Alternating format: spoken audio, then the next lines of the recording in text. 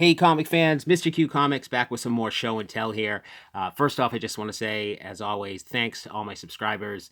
Really appreciate everyone who's been checking out the videos and commenting down below. If you're new to the channel and you do enjoy these comic hauls, please go ahead, hit the subscribe button, hit the like button, hit notifications. I try and put out 1 or 2 videos every week highlighting the books I've been picking up over the course of the week. So again, big thanks everyone. Really appreciate all the support out of the community. So let's jump into the books. I've got one stack. I think it was the same store, a couple different trips. So I kind of mixed them all together. This is the shop that I've been showing off grab bags from as well. So I've got a couple of dollar bin books. A handful of the books I'm going to show off that came out of these $10 grab bags. If you haven't seen my previous video where I cover them, they had done this little grab bag event where they put out 100 grab bags, 7 comics in each, and it was $10. So go back, check out my previous videos because I did pull the grand prize in one of them, which is a pretty cool book. So go ahead and check that out when you get a chance. So first off, the dollar bin books. First one I pulled was Green Lantern number 50. I'm not a huge DC guy. I don't know a ton about Green Lantern, but I hear a lot of people talking about Kyle Rayner. This is the first Kyle Rayner as Green Lantern. And I always find these in the dollar bin, so I've been grabbing them because I think I heard that some talk about a Green Lantern Corps show or movie. Not 100% sure. I'm not completely up to speed on all the upcoming, properties and shows and movies. I do check out a lot of other YouTube channels, and when I hear something, some of it sticks, some of it doesn't. So I just seem to come across these quite a bit, and they're always like $1. So I went ahead and grabbed them. So next book, and this is beat up, but I am a Star Wars fan. I love Star Wars. I'm trying to go back and complete the whole 70s run. This is 104. Really beat, low grade, big spine roll. Not crazy about this cover. I'm not 100% sure who the artist is, but it was $1, so it's kind of just a placeholder so I can complete the run. Star Wars is probably one of the few runs I'm trying to complete just because it's only like 107 issues, so it's, a short box, so not too bad. Unlike Spider-Man, where you're going to have, thousands of books if you're going to try and collect all the variants as well. Although, I do love Amazing Spider-Man. I'm trying to complete as much of that run as possible. Speaking of Spider-Man, I also picked up a copy of Web of Spider-Man number 100. Cool 90s chromium cover, 93 here. I don't know who did this art. So this is a minor key that I always seem to find in dollar bins as well. I think it's the debut of the Spider-Man Armor MK1. I have not read this. I'm not sure that I will go back. Web was always my least favorite of the Spider-Man books. When I was growing up, there were 3 Spider-Man books. Amazing Spider-Man was the title, the main title, the one everyone was reading. There was Peter Parker, Spectacular Spider-Man, which I also enjoyed, that just changed to Spectacular Spider-Man. And then there was always Web of Spider-Man that came up. Geez, when did it start? I think it started in the mid-'80s. And that one was on kind of the, it was the least popular. It always had kind of the lower tier creative team, let's say. And I would pick it up occasionally. They do crossover series between all 3. I remember there was one, I'm forgetting what it was. It's these 2 brothers that were like werewolves, and they had like a event, I think, that crossed over multiple books. So I would pick it up and read it in those cases. So, all right, for some of the grab bag books, did get some Spideys in there. Not in the best of shape, but had a short run of Amazing Spider-Man.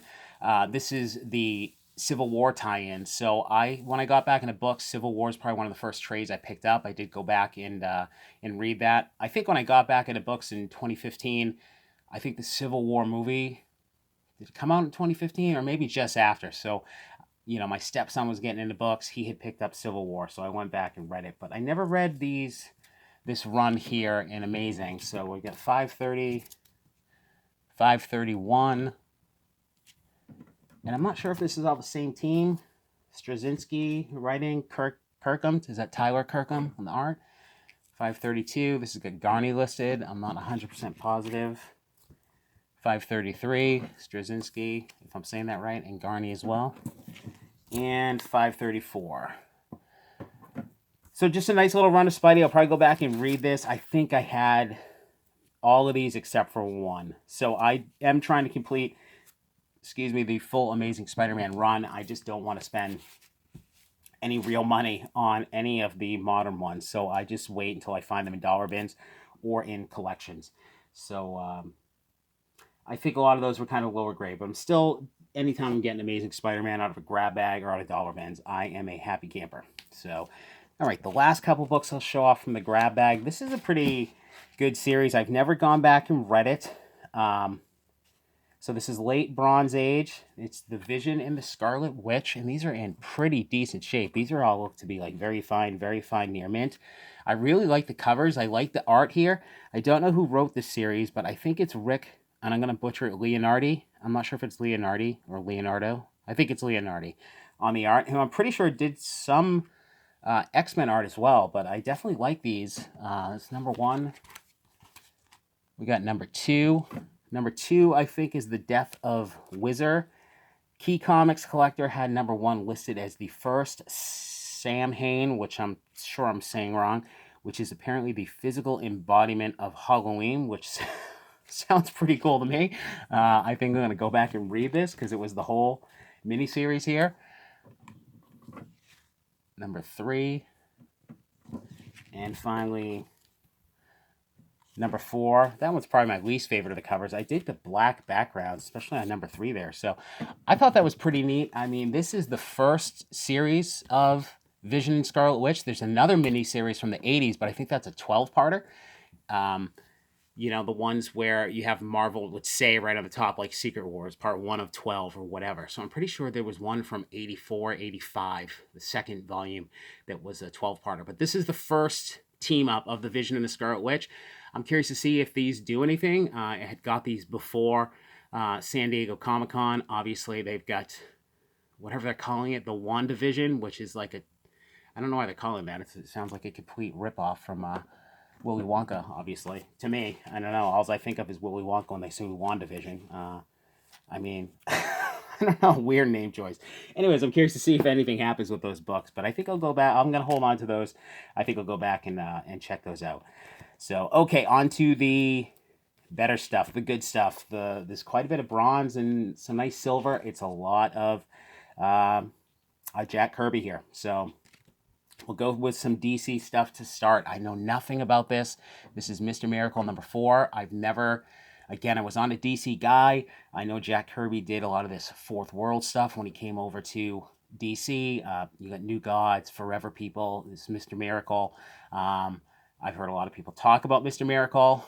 Probably a lot of it is people complaining about Tom King's Mr. Miracle, but I know nothing about this character. So, but if I find books that are cheap, inexpensive, and especially if they're keys, I will grab them. So, this number is number 4, which is, I guess, the first appearance of Big Barda, and this was only like $3. This is a nice mid-grade book, probably in the fine range. So I went ahead and grabbed that. I will probably check these out at some point if I can track down a copy of number 1. I will probably go ahead and read that. And I also got number 18, which, again, mid-grade. I think this is the marriage of Mr. Miracle and Big Barda. So, again, these were like $3 or $4, so these were no-brainers to me. Cool books. Dig the covers, too. Okay, on to some stuff I do know a little bit more about. Again, more Kirby goodness. Stanley's story, of course. We've got Fantastic Four 56. This is low grade. For some reason, I don't know, I had a brain cramp and I was thinking this was the first appearance of Claw, but I think it's actually the second appearance of Claw.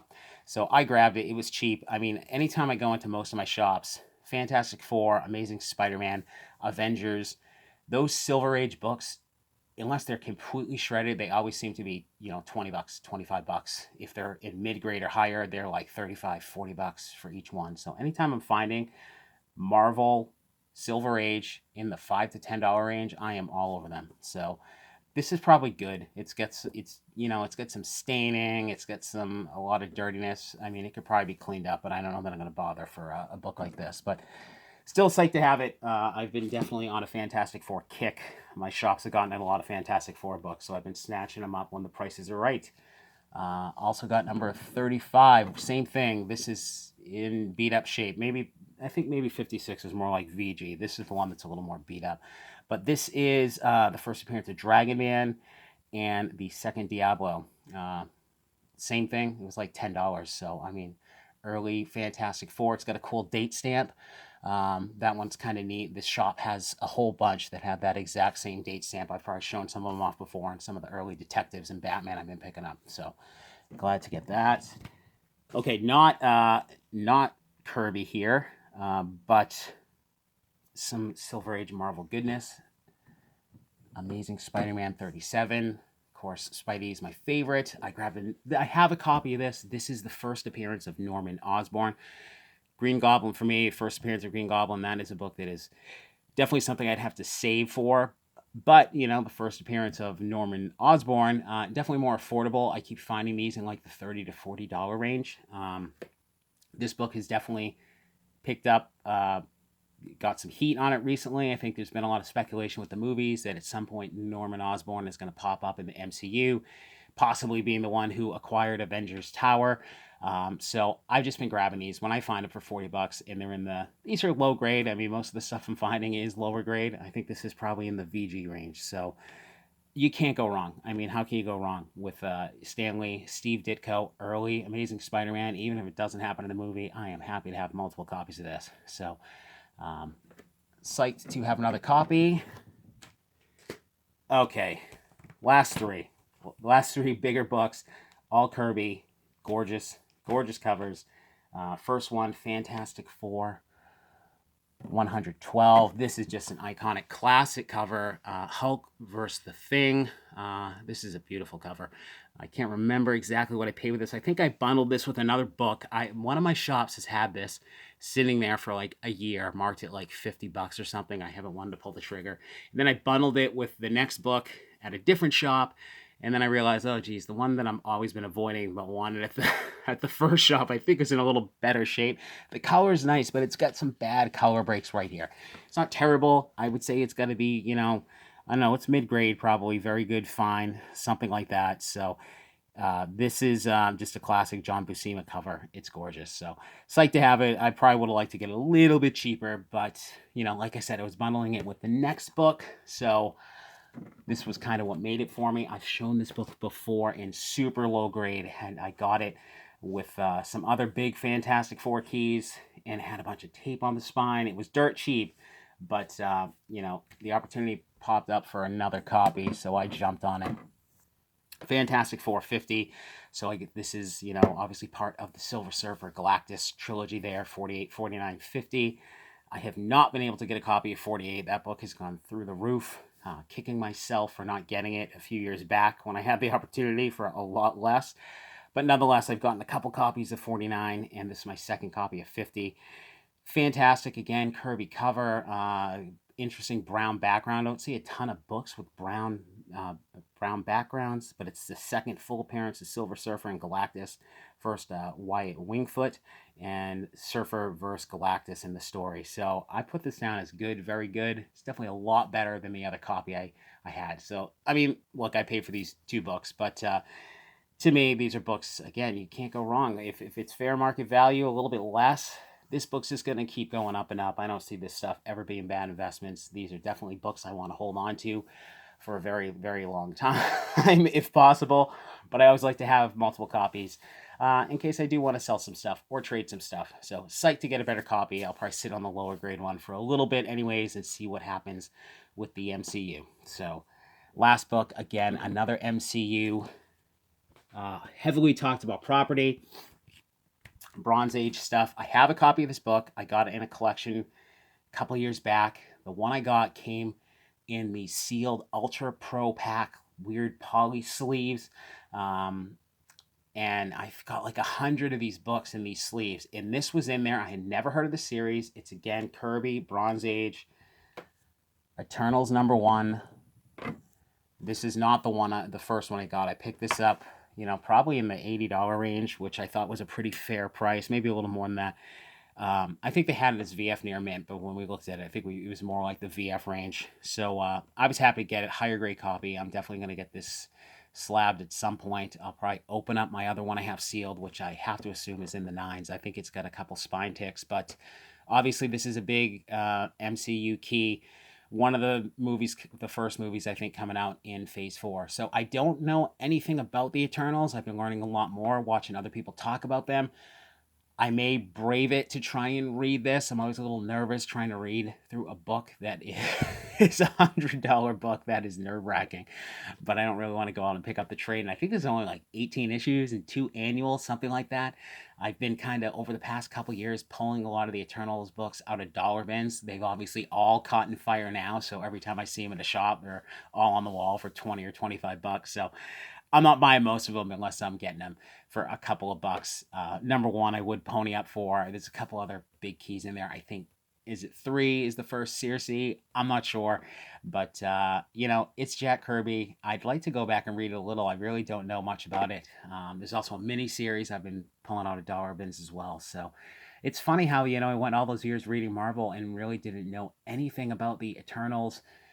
Even the Celestials, I think I was just so focused as a kid on the kind of more street level stuff. Spider-Man, Punisher. I never really read the Avengers. I read X-Men, but they always seemed like they were kind of off on their own craziness. So anyway, psyched to have it. I think I'll get both of these slabbed.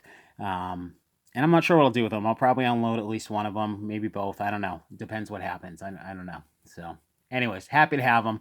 So I hope you guys enjoyed it. If you did, again, please like, subscribe, hit notifications. Again, I'm trying to post, one midweek and one weekend video. So as always, guys, happy hunting to you out there.